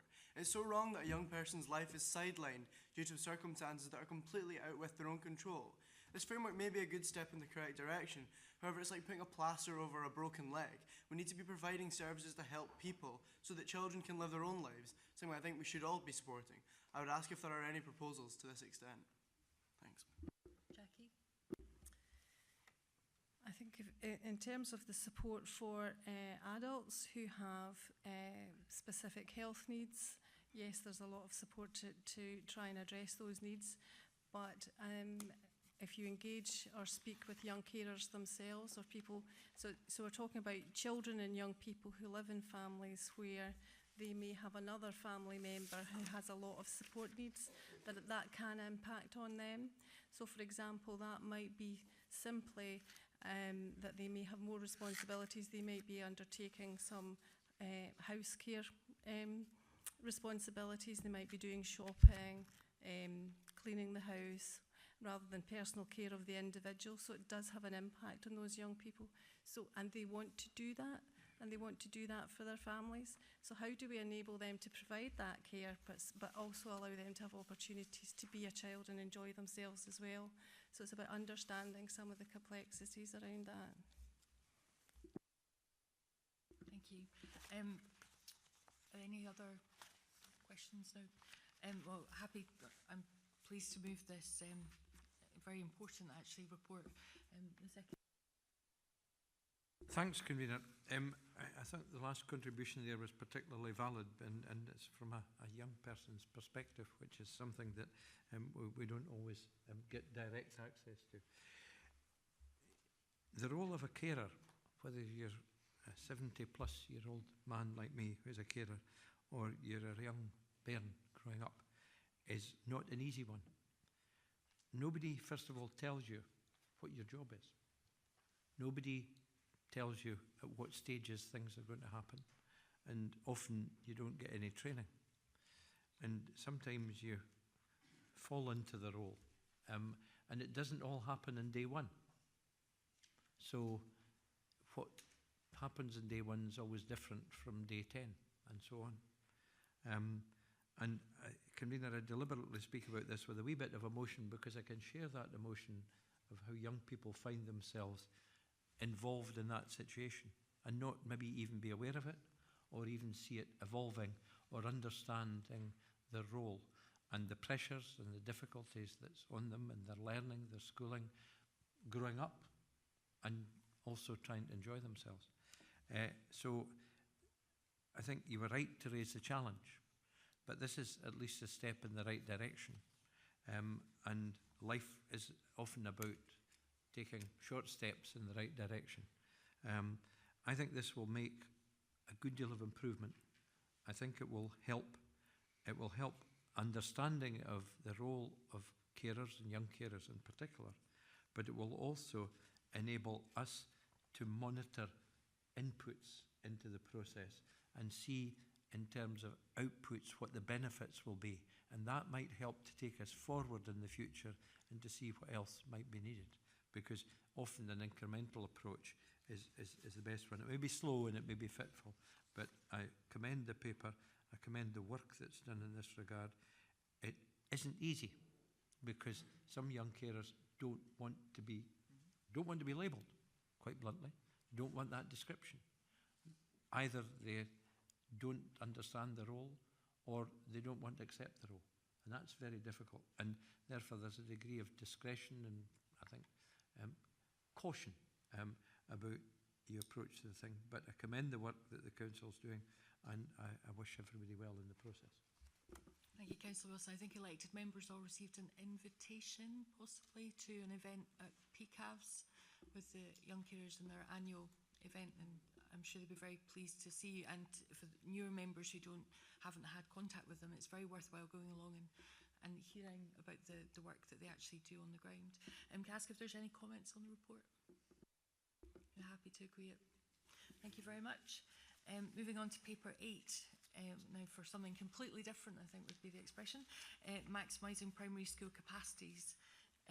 This again is a very interesting read, particularly draw members' attention to the illustrations on page 131, which I found extremely helpful in just get my head around what exactly this could mean. I'll ask Sheila to introduce the report. Thank you very much, Convener. Some time ago, in fact, in 2007, the Lifelong Learning Committee approved at that time new pupil capacities for all council-run primary schools in Perth and Kinross, and that policy allowed for a 2 metre square physical space per pupil per classroom space. There are occasions where this policy has resulted and will continue to result in catchment children not being able to attend their catchment school, or indeed additional teaching resources needing to be made available for a small number of children. Since that time, however, the Scottish Government has introduced guidance to local authorities with a recommended approach that local authorities adopt 1.7 metres square per pupil for classroom area. This report seeks to take a positive, proactive approach to enable us in Perth and Kinross to accommodate all of our catchment children wherever possible, reducing the need for any such appeals that might follow a refusal of the allocation of a catchment place for a pupil. The report seeks approval for me, as the Executive Director of Education and Children's Services, to apply the Scottish Government guidance only if required and on a case-by-case basis to accommodate children living in the catchment area in their catchment school. This would only be done annually in conjunction with the staffing exercise, and as I've said already, would only be used if the need ever arose. Approval of this proposal will allow us to ensure that staffing budgets are therefore not exceeded, whilst ensuring catchment children have the best opportunity to attend their catchment school. And therefore we're proposing that on an odd occasion to use the Scottish Government space capacity metric measurement of 1.7 metres squared as an additional mechanism to manage the accommodation available in schools where there would be challenges in accommodating catchment children only. We bring this report to you at this time because of a particular pressure points that have been identified this year in a very few of our schools. Thank you. Can I ask if there's any questions to officers on the report? Thank you, Convener. It was just a quick question because I think we're all entirely comfortable about the motivation for this change. I think we would be concerned if it was in perpetuity, and we're wondering if it's possible that it maybe comes back after the staffing exercise and after all the children have been placed maybe in 2019, summer 2019. If that was possible, that would be appreciated, but we're certainly supportive of the motivation behind this report today.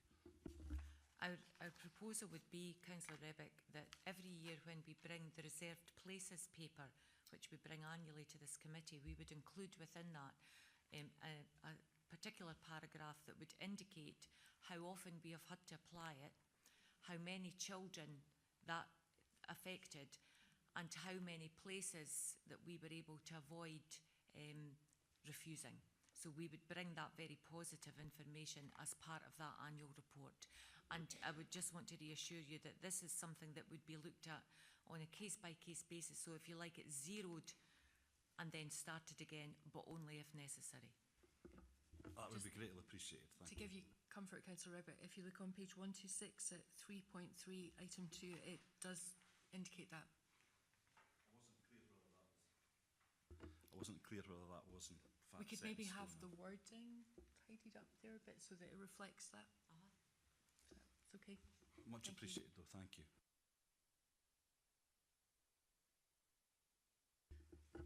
Thank you, Convener. A very simple question. Does this apply to all schools, primary and secondary?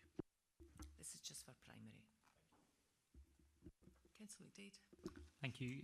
Can the Executive Director possibly tell us which schools it is for this year that are affected potentially by the policy?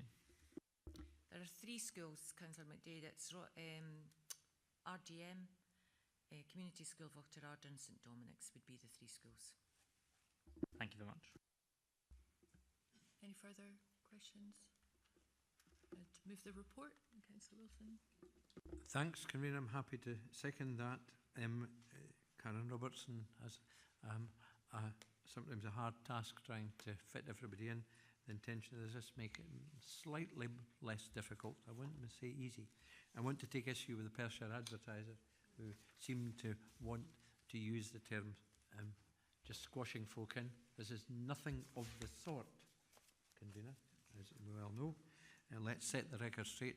This is allowing a degree of flexibility and cooperation due to parental demand, parental requests, that will allow families to be closer together and allow, Councillor McDade will be pleased to hear this bit, that will allow maybe less travel arrangements if folk are at different schools, etc. So I think for the small number of placing requests, etc., that will emanate for the catchment area schools, then I think it's important that we do proceed with this. And I just want to nail the misleading headline in the local newspaper, which I sometimes agree with and even sometimes appear in, that this is not about that at all. It's very much about allowing people a bit of flexibility and allowing us some flexibility in where young people will go to school. I'm happy to agree with the report. Thank you very much, and thank you to all our officers and our new members of the committee. Thank you very much.